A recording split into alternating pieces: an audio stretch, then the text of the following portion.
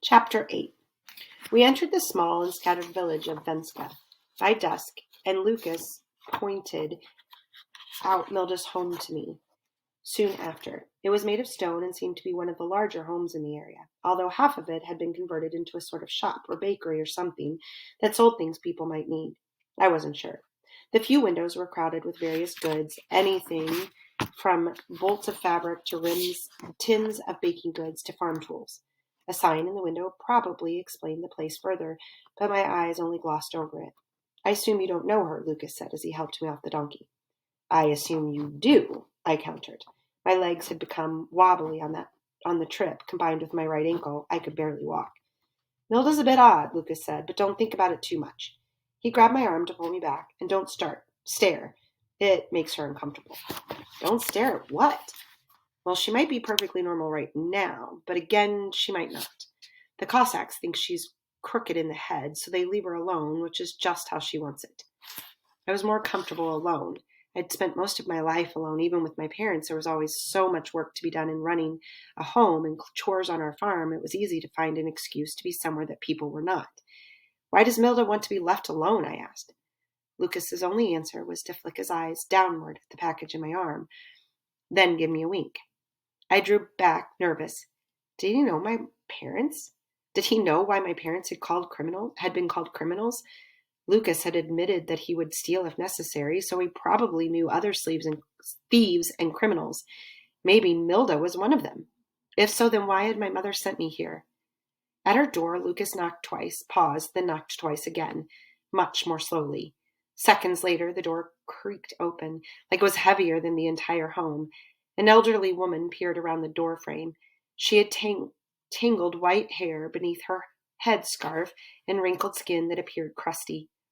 She was heavily bent over with a hunched back, leaning on her cane for support, and she seemed to have exhausted herself simply by coming to the door. I sincerely wondered if she would live long enough to invite us inside.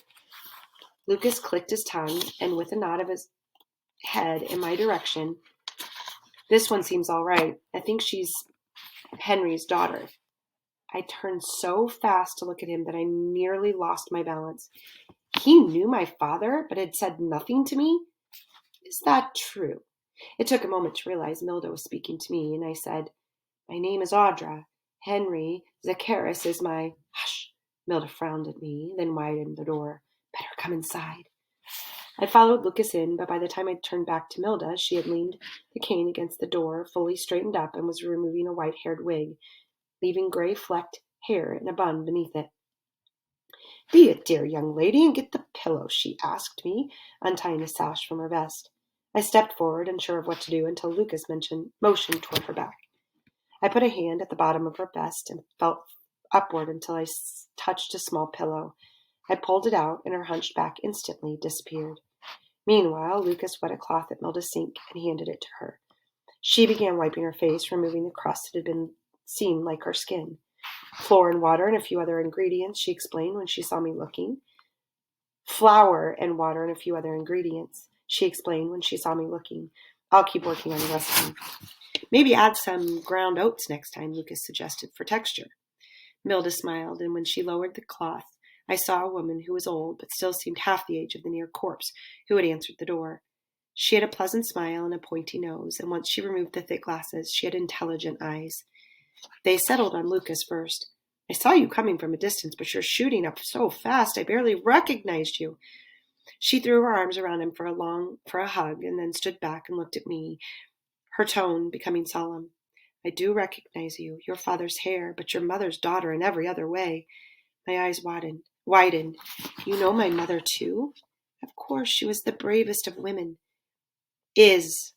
I'd spoken so softly I was sure Milda hadn't heard me, but when she tilted her head at me, I whispered, "My mother is the bravest of women. She's been arrested, but she's alive.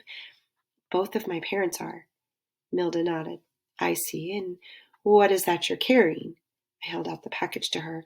"Mama wanted me to bring this to you. She gave it to me before the arrest."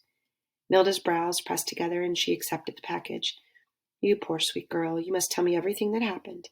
Have you come all this way on foot? You must be exhausted." "Lucas helped me get here," I said. Well, he probably only did it because he's hungry and he knows I always cook extra. Are you hungry too?